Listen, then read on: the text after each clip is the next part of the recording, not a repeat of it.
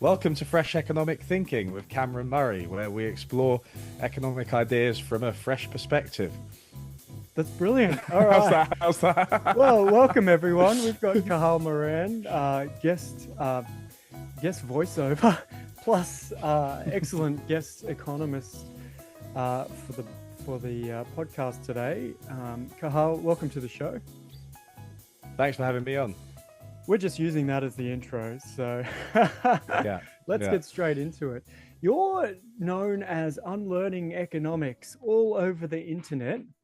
Maybe you should tell us why and how people might have heard of that name, that pseudonym.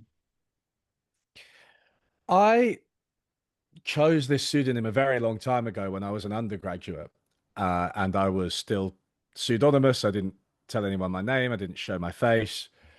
And this was 15 years ago. And I just started this blog called Unlearning Economics because I was doing an economics degree. And I very much felt that what I was being taught was inadequate. But not just that it was inadequate, that it was a type of indoctrination, right? And I don't use that term lightly. What I mean is that the way that economics is taught is through a bunch of very narrow theories, supply and demand being possibly the main one. And I'm sure we'll talk about that today. And it's just taught as if it is economics. You just learn these diagrams, you learn this maths, you learn these theoretical concepts, and this is how the economy works. If you have a market, it will clear, it will be optimal, and interventions into the market are likely to produce suboptimal outcomes.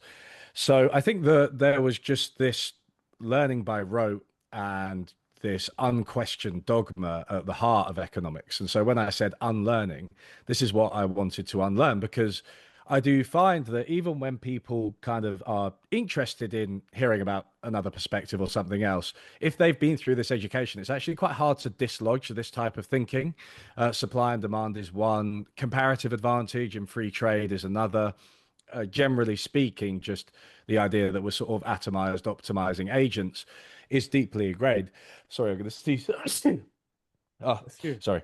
Oh, that was smooth until I sneezed and ruined it. So yeah, it was really a process, and I do think it's worth underscoring that my philosophy has, for a long time, it's not really been that we should never teach these ideas or that they're completely useless. It's just that they need to be taught with a big bucket of salt and along with other perspectives and critical engagement with the assumptions and an eye for evidence and things like historical institutional detail.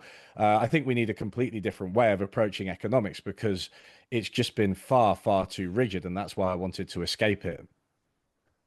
Wow. I mean, you're not holding back, I guess, Cahal.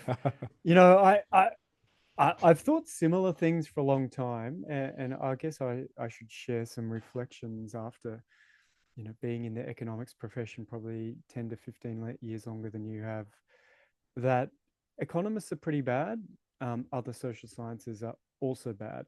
Um, so Sure. this is just, I think, you know, part of the package of how we interrogate really sensitive and politically important topics. It comes with all this baggage, which is a shame, but I haven't really stumbled across a better way.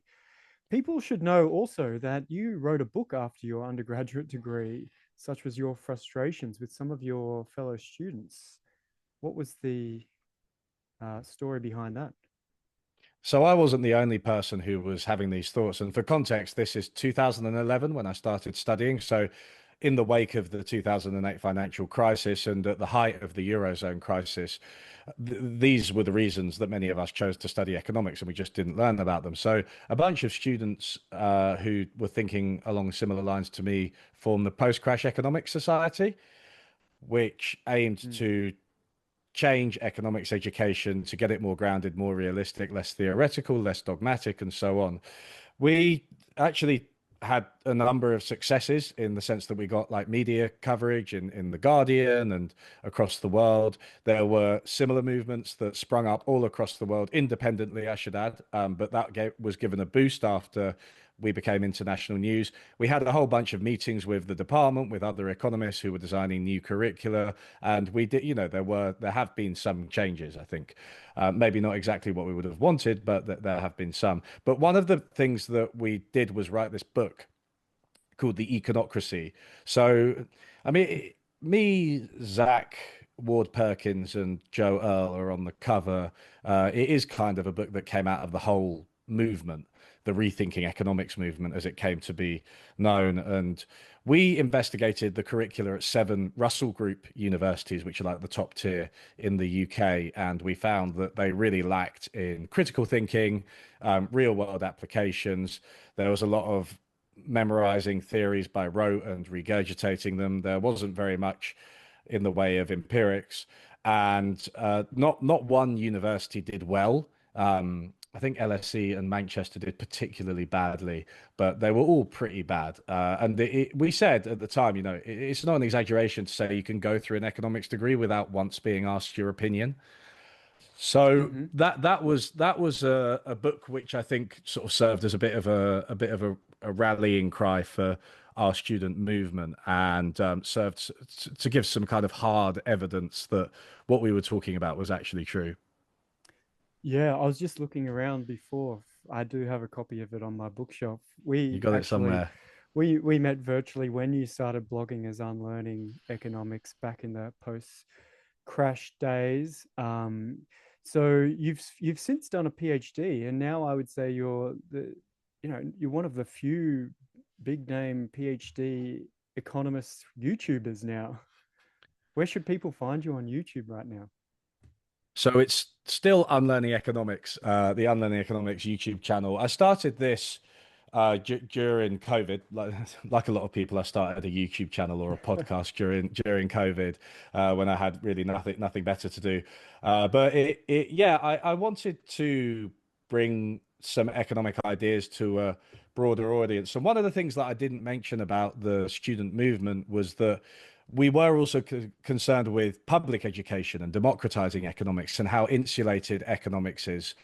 You mentioned other disciplines. I think this is true across academia. Maybe economics is a little bit worse, but I think it is true across academia. There just aren't enough people communicating to the public about what academics do, what scientists do, all sorts of different types of disciplines. I think are quite insulated. So I just wanted to bring some economic ideas to a broad audience, and it was amazing to me, the view counts you get on YouTube. If you compare it to the days of blogging, say you got like 10,000 views on a blog, that'd be a very good blog, really good blog, right? Mm, But 10,000 views on a YouTube video, just it's not that much. I mean, it's good, like it's good, but like you're regularly getting hundreds of thousands and sometimes into the millions, and it's quite incredible because that's just seems to be the way that people engage with content increasingly, especially younger people. So that was a space that I decided to go into, and it wasn't something that I really knew how to do. Arguably, I still don't know how to do it. I always have tech problems whenever I do a stream or anything like that. I'm a bit of a technophobe, but I do produce them. I research them, I write them, I record them. I do some editing on them, and then I get someone good to fix the mess I've made. And so it's just like, yeah, the whole thing is kind of me, and it's quite tough, I think, to do it from start to finish, but it's also a very unique way of doing things that's emerged in the past 10 years. And it's just a really good way to reach a lot of people. yeah. Look, I think your content is exceptional and it's very clear. And I think you're into some Simpsons references as well. That really Yeah. uh, tickles my fancy as The I Aussies love the Aussies love The yeah, Simpsons, like I'm I there, I'm find. deep in economics. You've whipped out, this paper here, famous paper made these assumptions, and we're really digging in, and then you get the Simpsons cut. It keeps you on your toes. Uh, Look, it's great. I think that's a good thing to do. I mean, obviously, that's why I communicate online as well at Fresh Economic Thinking. I think there is Mm. scope to communicate what is sort of jargon filled, fenced off academia to the people and sort of put it in common sense language and be honest about the limitations of knowledge. One thing you did exceptionally well, you did a rent control video, maybe last year, was it? The About, video was like years ago. was It was it? Oh, 2021. okay. That's my aging Yeah. brain. Yeah. Wow. You did it 4 years ago. And then just a little while ago, a couple of months ago, you wrote a very good article in Current Affairs magazine. The title was Rent Control is Fine, Actually. Now, rent control in economics, it's like kryptonite. Yeah. People will cringe, they'll Mm. curl up in a ball if you say anything positive about it. Where did your interest start, and why dig into this? What about rent control makes it worth communicating better to people? Yeah, I think my interest in it did start from this unlearning economics perspective, I suppose. It's the supply and demand model tells you that, you reach a market equilibrium and that's optimal. And if you introduce a price control, like a cap on rents, then what you end up with is like an undersupply of rental units, because basically landlords aren't willing to supply that many rental units at this below market price. So that's a pretty straightforward prediction of the Econ 101 model, and it applies across all markets according to the model. A minimum wage will lead to unemployment by a very similar logic, and any price controls in, I don't know, let's say the energy market over the cost of living crisis would also lead to an undersupply of energy. So that's a pretty standard prediction. Now, depending on where you're taught, you'll be taught it with a bunch of caveats. I think if you're taught it at Chicago, they'll say this is how the world works, and it's only the woke socialists that will tell you otherwise. If you were taught at Manchester, like I was, the professor will be like, don't worry too much about this. It may or may not be true. But I do think that when we're talking about the public arena, rent control seems to be hated by economists and by a lot of centrist types and technocratically minded people. If you look at IGM polls, which are like polls of academic economists, I think there's a 2012 one where everybody's like, yeah, it does reduce the supply of housing. And the some of the comments are quite funny. I think Richard Thaler said, next question, does the Earth revolve around the sun? It's like as if Mm, it's physics, right? As if it's that that unquestionable. degree of evidence, eh? Yeah, yeah. It's really, really vociferous, this opposition to rent control. And I just thought that after reading around about it, the evidence seemed not completely out of whack with what the economists were saying, but just nowhere near enough to support the degree of objection to the policy. I just thought it was way overstated, and there are a few points. One of them is that there's this confusion that when you implement rent control policies, it reduces the like housing construction and the total amount of housing. So this economist Assar Lindbeck said, rent control is the best way to destroy cities except for bombing. Mm. As if it like really reduces the overall supply of housing in a way tantamount to actually blowing them up. And I think the Adam Smith Institute as well, who are a very neoliberal think tank in the UK, they said that it would cause landlords to demolish existing units, which I mean, they're really reaching there. There's no evidence for that. That's ridiculous, right? It's just rent control was implemented, so I blow up my building, and like how much like money, like just sell it, like it's just ridiculous, like so. There's all of this opposition, and it's just far too much, and there is no evidence that it reduces new construction. And there's a whole bunch of studies that look at this. There's one in Massachusetts, in the USA in 2007, which looked at the abolition of rent control and found that there wasn't a construction boom. There's also this review by, I forget the name, which looked at a whole bunch of rent control policies and found that there just was no change in construction. And yeah, it seems to just come from this Econ 101 model. I think people are basically placing the model before reality, and they're getting confused, and that leads to these absurd statements about rent control. And I want to reiterate, every policy has costs, And there are badly designed rent control policies out there, just as there are badly designed other policies out there. We do need to make sure that rent control is well designed. We do need to acknowledge that there are going to be some costs to it, but the way the policy is discussed just doesn't leave any room for these nuances. Yeah, exactly. I think some of the key sentences that you wrote, were basically along the lines of, yeah, rent control is really bad if you only look at the costs and not the benefits. Like, yeah, so is every Yeah, policy. That yeah. I don't know if you wrote specifically that, but that's the vibe I That got. would be a good line. I don't think it's in there, but I should have, yeah, I should have Because put that in there. there was this great Rebecca Diamond study that you go into detail about, and this is common in all fields, by the way. The result in the paper is that the quantity of homes available in the pool of rent controlled housing fell 15%. Mm, So they've called that supply, because supply is not the number of homes, it's a willingness to sell. It's like a special economic term, right? mm. And they've said, oh, so there's 15% fewer houses. That's bad.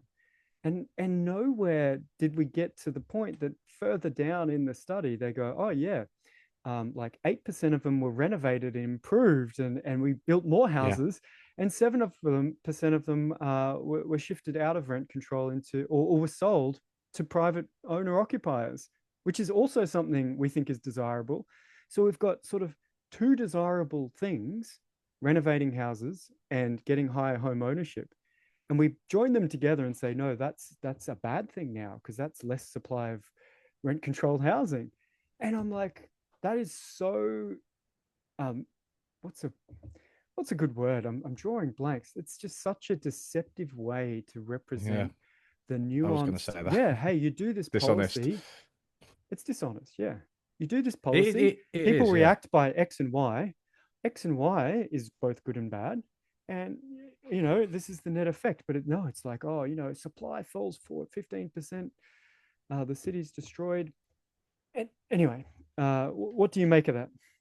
Yeah, I do think it's a blind spot, and I think it's caused by exactly what I was talking about. This idea that the houses do just disappear, right? And that it is actually a reduction in the total supply of housing somehow. And they don't say that, but they kind of act like it's the case. They act like this 15% just disappear. And it's like, no, there are first-time buyers, right? So rent control, by the way, historically has sometimes been used. I think in Hong Kong, there's a researcher called William Thorne who was telling me this, and he's doing his PhD thesis on rent control.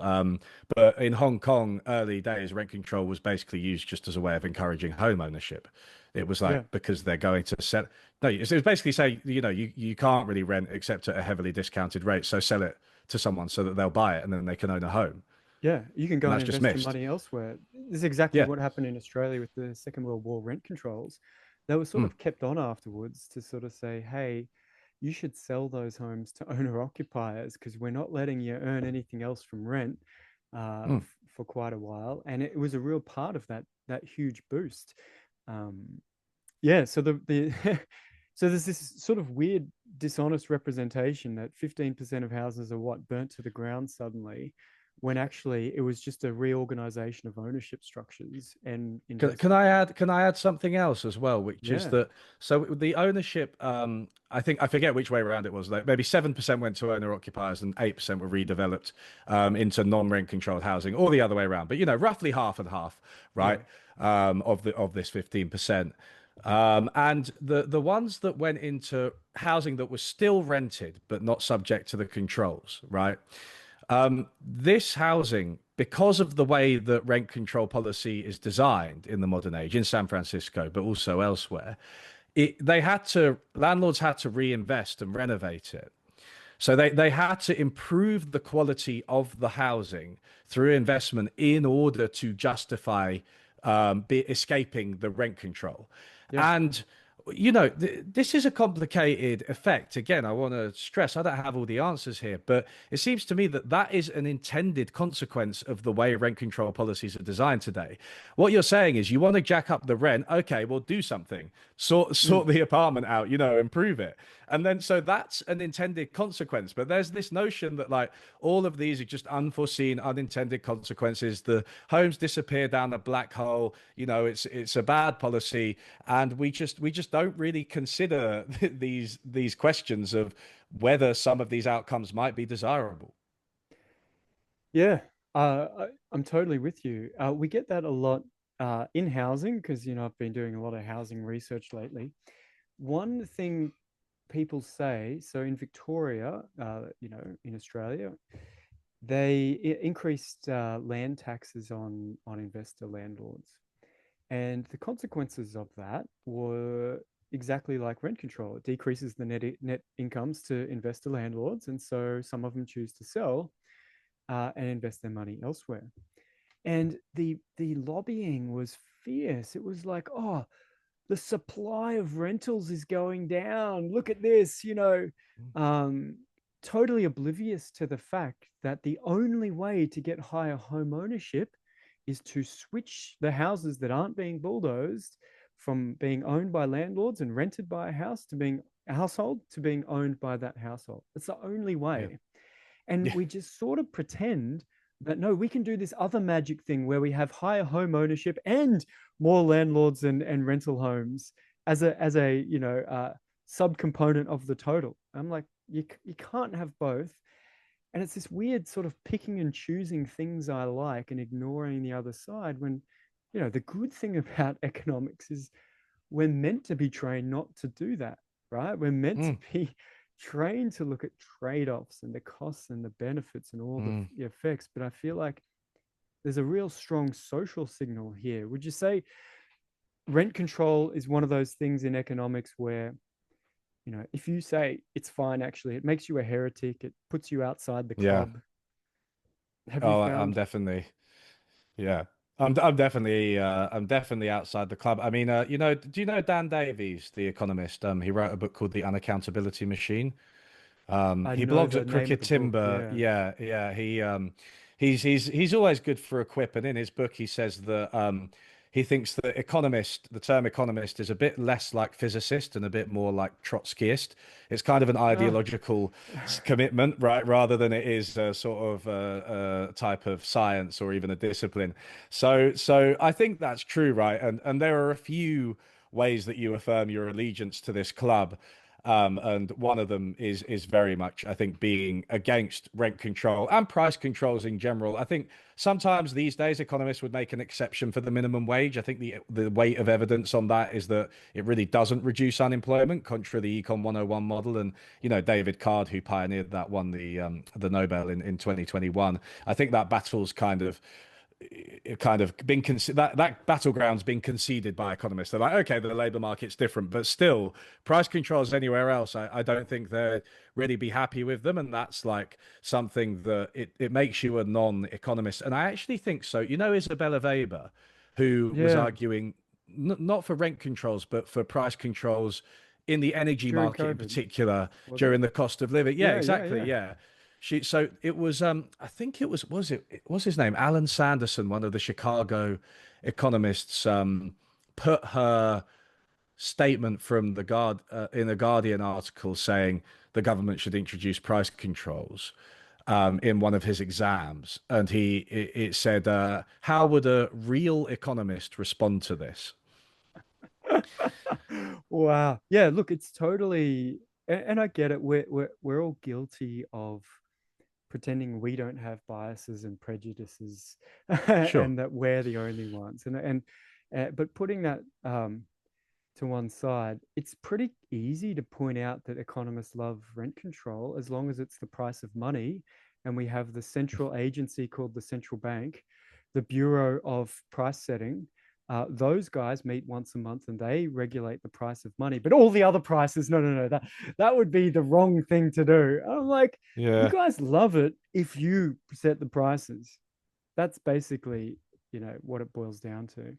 And what's kind of funny about that is that the central bank interest rate, one of the main things it affects is mortgages. So it is actually like also through the housing market. It's Like there's it's kind of it's very similar, right? That you think you're managing the price of housing.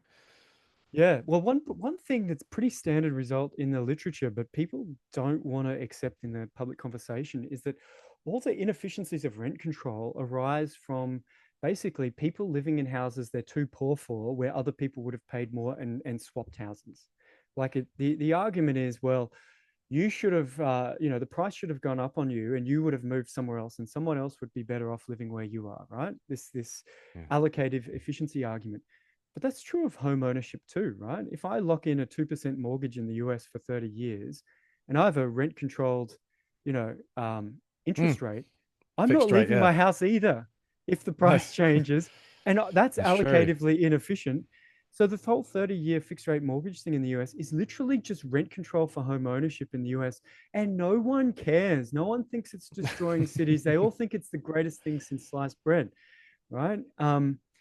So I guess it's kind of obvious if you are capable of stepping back, and I get it. That's difficult. I've written many times about how I've changed my mind and been forced to step Mm. back and realize that I was just saying what the crowd wanted to hear. But do you ever, do you ever witness people soften their view on this? Is it common? Is it rare? Have you had an effect? I don't know if I've had an effect when I don't know actually if I've had an effect here. I do know that Weber did with policymakers in particular. I think on the internet it's difficult to tell because everyone's going to call you an idiot and say that you're not a real economist and so on. That's what they'll do if the article's posted on like the neoliberal subreddit or whatever. So Yeah. that's not really a target audience that I aim for, but hopefully there are some people on the fence. And, Weber said that eventually policymakers were like, oh, no, no, price controls in emergencies. No, actually, you do need them then. That's when they're needed. That's when they work. That's when they're actually a good thing. So I do think that I mentioned David Card earlier. People used to Mm. not speak to him because at conferences because he said that the minimum wage didn't reduce unemployment. I think basically you've got the old guard. You've got a bunch of people who are very fixed in their views, and those people aren't going to change. But I think if you've got some people who are more flexible and also younger people who are coming into the profession and they're a bit more open-minded, I do think you can gradually win this battle. And I do hope that with rent control, we reach a place where we're saying, okay, if it's a well-designed policy, it can actually help renters who are hugely overcharged, especially in cities these days. And it's not like destroying a city. There are some costs, but those can also be managed. Yeah, it seems very sensible, and I would like to think you're right that with the minimum wage battle has been won, and I guess the way economists explain this is that the simple supply and demand model, right, is just like what we call partial equilibrium. It's just as Yeah, if there's this market and nothing else changes when people's yeah, incomes change in the economy. But if we take all those other changes into account, it's called the general equilibrium. All the other markets have adjusted. And it's quite plausible in lots of economic models where the general equilibrium effect outweighs the partial equilibrium effect. So it's yeah. not like it's, an unknown thing for economists. Now, I want to ask you a little bit more about the abuse of supply and demand in economics, but I'm going to just take my chance to have a rant about how I have used this social status of rent control as an argumentation device Okay. because for Australia is obviously a resource rich country. We've got a lot of coal and iron ore, and the states are the landlord, right? We give leases to private producers to sell it. And the way we price is we'll charge you a fixed percentage of your income. So only if your income rises do we put the royalty price of resources up. That's exactly how we price public housing. We go, if your income doesn't go up, we'll only ever charge you 30% of your income, never any more. If your income goes down, we'll give you a lower rent for your house. And people think in housing, this is inefficient rent control, it's really bad. But in mining, those same people go, yeah, yeah, it's really good to just only charge a fixed percent and should be lower even. And I'm like, how can it be, right? When you're the landlord, you want to charge a commercial rent. And when you're the lessee and the tenant, you obviously want rent control. Same thing, different industry. And so I've been pushing a more commercially priced mining royalty, and my report's called rent controlled resources, how we should eliminate the inefficient rent control of our current royalty system. Because I'm like, stuff you guys, if you think rent control's Yeah. bad, I'm just going to use it against you. Like I maybe it's not that bad, and clearly the mining industry is fine in Australia, but yeah, I don't mind using those biases against people if there's a chance No, to. it's a good rhetorical device. I do like that about your work. It's something that I see you do quite frequently. You're sort of like, yeah, apply something to an area where people hadn't thought to apply it, and at the very least, it can make people think, can't it? Usually they go, not that guy again, and they just go on and argue, right? Um, so, okay, what was I going to say? Yeah, on the housing thing, I want to ask you about more general, like how we allocate Mm, resources without prices, because you've talked about the price rationing or non-price rationing in an emergency. But the last one on housing is this idea that, well, if the rents go down, no one's going to build any houses, right? Because rent control's bad. And at the mm, same time, the general view of these same people is, oh yeah, but the private market will just flood the market with new homes to push the rents down. And they'll just completely ignore when rents fall because of market forces. They only care about falling rents if it's yeah, rent control. If it's market forces that make rents go down, then it's fine. yeah. Have you? I just find it completely, um, it's just very ad Con hoc. con Yeah, yeah, yeah. It seems contradictory, doesn't it? To because I suppose what you're getting at, and this is something you've talked about with some of your theoretical work as well, isn't it? Is that landlords might strategically hold on to the land and wait, and they might also tacitly collude if they know that building too much more housing is going to lead to a drop in rent. So in that sense, they are controlling the supply of housing anyway, and that's something to think about. Yeah, I guess the way I'd put it more is that land banking, like waiting to build next year's houses next year and not this year, even though it's already profitable, is just a natural emergent property of the market, right? Um, Mm. so, we intertemporally optimize across markets, and we want, just because, we up zone or, price goes up doesn't mean we want a million extra homes constructed today.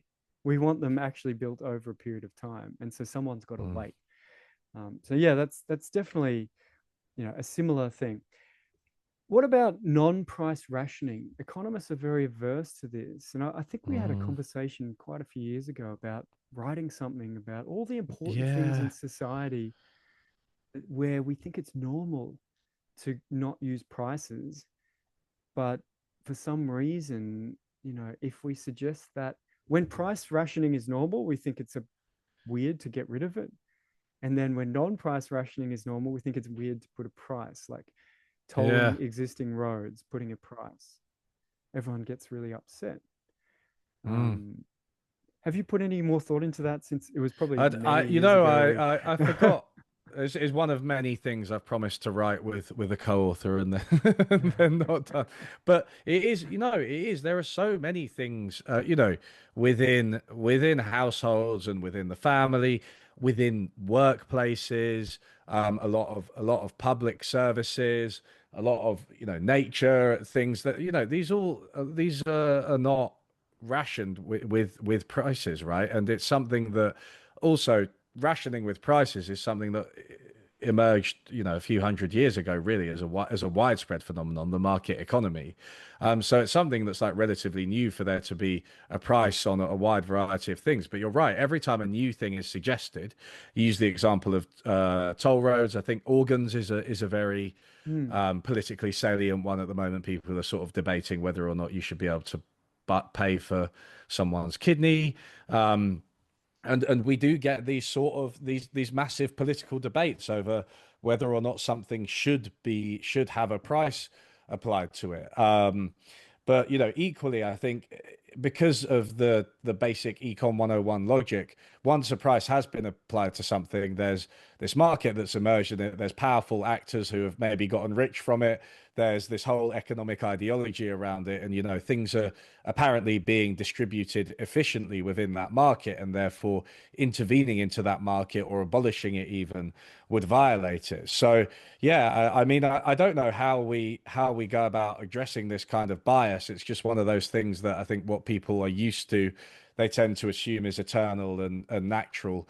But obviously, with housing, social housing, it's not as big as it once was, but there it does still exist, and I think you can quite easily suggest to people that there should be social housing that's built for poorer people, and they'll still pay for it, but it will be a very different type of payment system to the market system, maybe like the percentage one you suggested, or even housing giveaways to homeless people, which have been successful in some countries. I think Finland in particular had a lot of success with them.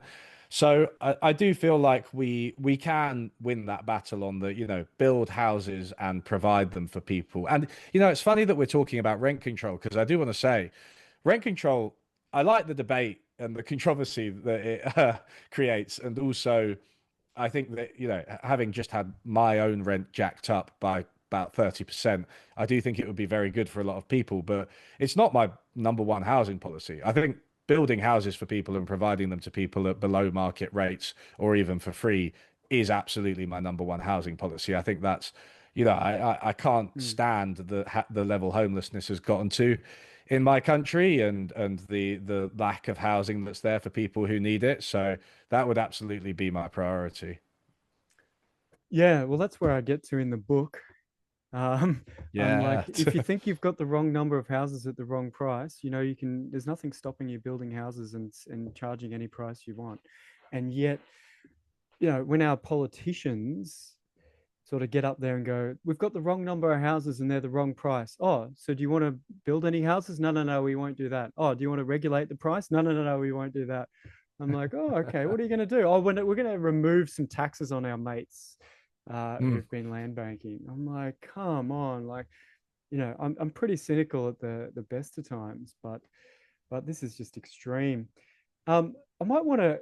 I think we've sort of sorted rent control and housing. People just listen to us. The post crash blogging PhDs from around the world. I want to ask you about freakonomics. You made a video a Yeah. few months ago, and it's very common for people to, I'm an economist. Oh, I love freakonomics, right? Freakonomics really bridged that divide and reached a mass audience and Yeah. stoked this interest in counterintuitive results like, oh, if you Yeah. regulate down rents, that's actually bad for the people who pay less rents. And you're like, oh, and then we tell this circuitous story. What's wrong with that approach to sort of science communication and economics? Yeah, I think, look, free economics came at a particular time, during the rise of, I think, these kind of pop smart thinking books. You sometimes get that category at the book shop. It always makes me cringe, smart thinking. But you've got that kind of rise of those books, and it was just before the 2008 financial crisis where a lot of economics was called into question. So it is very much best viewed as a time capsule. This idea that you thought the world worked this way, let me reveal how it actually works to you. A rogue economist uncovers the hidden side of everything. I think that it was a very, very powerful marketing mechanism. And it helped that free economics is extraordinarily well written. I mean, I've read a lot of Thomas Sowell books, who's someone I've also done critiques of, and that feels like sort of swimming through custard. Whereas reading free economics was, like skiing down a mountainside. It was just so well written. So they had that. They had this very good narrative that they're economists. They're just going to show you how the world actually works. They had excellent writing, and they had some fun case studies like sumo wrestling and stuff like that, and sort of drug gangs. That I think that was a really good selling point. But basically, is what we've been talking about. My controversial opinion, which shouldn't be controversial, is that most policies which are designed to help people help them and they work. Rent control in San Francisco reduced rents for 85% of renters, right? You can Yeah. get lost in what happened to the 15% that we were talking about. It reduced rent for the vast majority of renters, right? It helped them. When you engage in a public sort of education or public health program, it typically helps people, right? It improves outcomes. These kind of weird, like counterintuitive effects, I think, are really around the margins if they exist at all. But there is a pleasure to pointing these out, and I think the free economics duo pushed this to its absolute extreme. And they, I mean. The thing about the book is when you actually read through it, I think the first couple of chapters are kind of cohesive as a sort of look at people respond to incentives and here's how real estate agents rip you off because they don't have an incentive to get the best price for your home, etc. By the end, it is basically just a collection of anecdotes that amount to little more than amateur sociology. And I think they admitted that they actually had to rush the ending because at the end they're talking about baby names and like most of the chapters just like lists of baby names, and you're like, man, you guys are like students who have run out of time and finish in bullet points. Yeah, So keeping I the think word it's count up like with. yeah, literally, literally. So I think it was kind of entertaining, but and loosely under this theme of like counterintuitive results, but really there's actually very little economics in it, which is something they'd admit, but there's very little economics in it, and I just don't think it's the type of pop economics book we need right now. I think we need one that engages with like housing, like yours, the Great Housing Hijack, right? Or my book, Why We're Getting Poorer, as I guess a self-explanatory title, right? Why is everything so buggered, including housing, but also other things? That's the type of book that we need to be writing, reading, talking about. I think I say completely self-serving. Our two books, the two people speaking, but it's Of course, just they're the the free best. economics thing is done I did mention for before me. we all have our own biases. Yeah, The fact yeah. that the two best books recommended on this podcast were written by the two people having a conversation. Um, no, no, no, that's completely objective. Yeah, I want to. I think we're very like-minded on this, Mm, Cahal. I have two sort of notes I want to get your views yeah. on before we wrap up. This counterintuitive um, result really sells. It's sexy in economics, right? And if you want to get published, you can't just say, oh, rent control helps the renters whose rents are controlled, but there are some other, Mm, small incentive effects at the margin, right? You can't really, no one wants to hear that, right? One of the ones I've heard recently is that, oh, the expensive healthcare in the US, no, that saves lives because it gives a huge incentive to pharmaceutical companies to mm, invest in more research and come up with all these cures. And that, you know, by symmetry, the low cost or the bargain down prices in other countries like Australia and New Zealand who do bulk, deals with pharmaceutical providers, that must be costing lives. Because if only you just give them more money, they'd have more profits and they'd discover mm, more, cures. And I'm like, which is it? Do high prices save lives or do low prices save lives? You're trying to have it sort of both ways, or surely the when we get to the magnitude of these effects, one mm. is like in the millions and one is in the hundreds. Yeah, there's been an offsetting effect here, as every policy has. Have you heard that one? Because I feel like that's one of the latest trends coming out on this counterintuitive new freakonomics status game.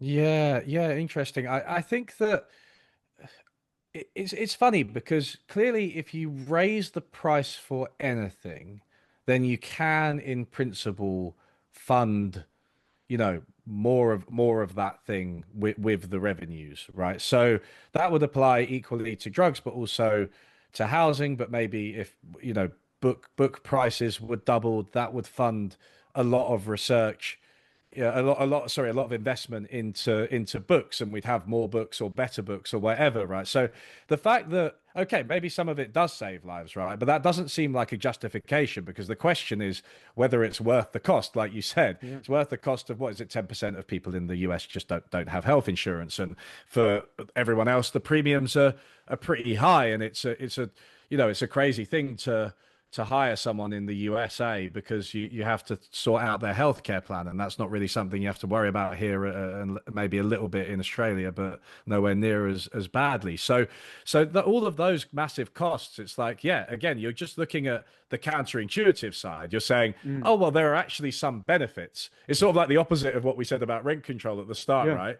But then you're ignoring all the costs, and it's like, yeah, that doesn't really tell us anything about the choice we want to make about how much we devote towards healthcare, how it's provided, what people charge for it. Those choices are political choices, and I just don't. I think it's as plain as the nose on my face that the USA doesn't make the right choices with that. Look, I mean, no system's perfect. I think that's the other thing. Sure. Everyone goes, no, no, if only we did it my way, it would all be perfect. We're just fumbling along every new system or rule, whether it's a price here or something else there. We're fumbling along. Someone's trying to game it. We change it. Yeah. We keep going.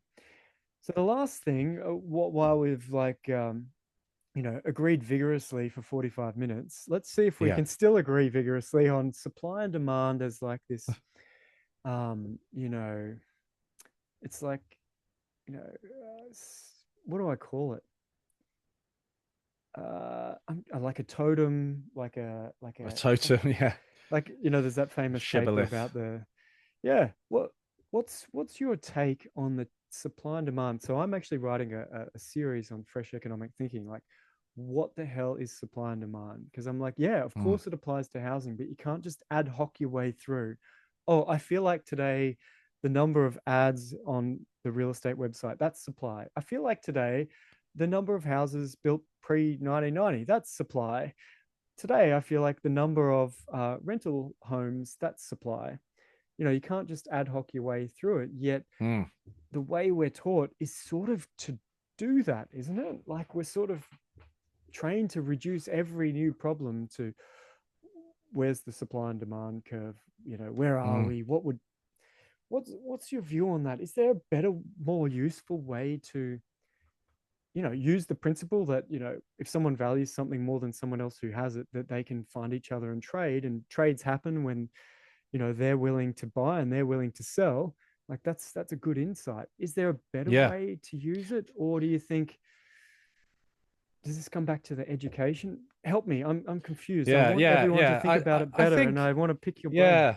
No, I'm interested in reading this series, because I do, it raises a whole bunch of questions for me. So one is like, I think the worst use of supply and demand is just like, and you see this among various people online, but it's just like, no, no, no, supply and demand means you can't do that, right? Because like you can't intervene in markets, and that's just used completely unthinkingly. There's Mm. no idea of what the model really represents, what testing it would look like. Something you've pointed out just now, but also in some of your previous posts, is that in the market for housing, uh, what counts as the supply of housing, the quantity of housing, I should say, changes based on which paper. Like in the Diamond paper, it seems to be the quantity of housing rented in the controlled market specifically. In other cases, people look at like vacancies on adverts, right? In Yeah. other cases, it's like the total supply of housing. It's like complete inconsistency, right? And it's like if you keep looking, you can find something that fits your story. But what is actually happening to the housing market as a whole?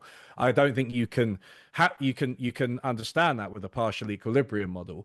But let me say one other thing which you made me think of, because I'm looking a lot into the work of Herbert Simon at the moment, and limited rationality, satisficing local optimization.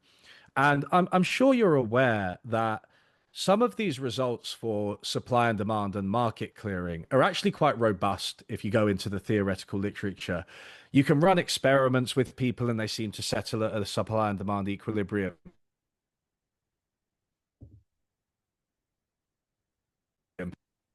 it's a supply and demand equilibrium. That's the Becker result from the 60s. You can assume that people are predictably irrational.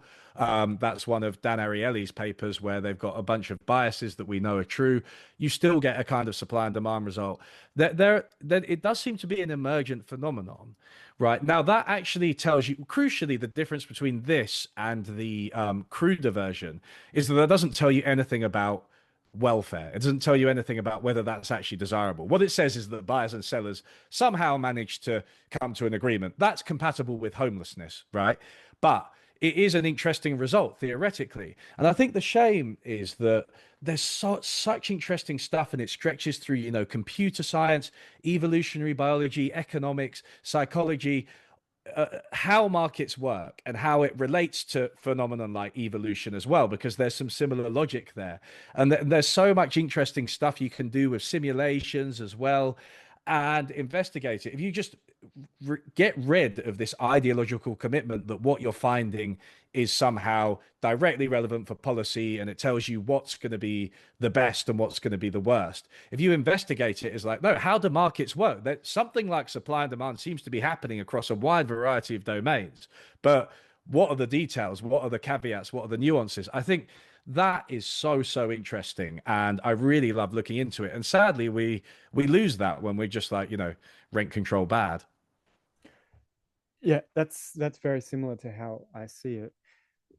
To wrap up, you mentioned you've got a new book called Why We're Getting Poorer. Is that the correct title? Yes. You have a copy there to flash on the Yeah, screen. I've got a version here. I've got a proof version. There you go. Hey, Yeah, what's the there it basic is. thesis there, and where can people find the book to dig into your views? So the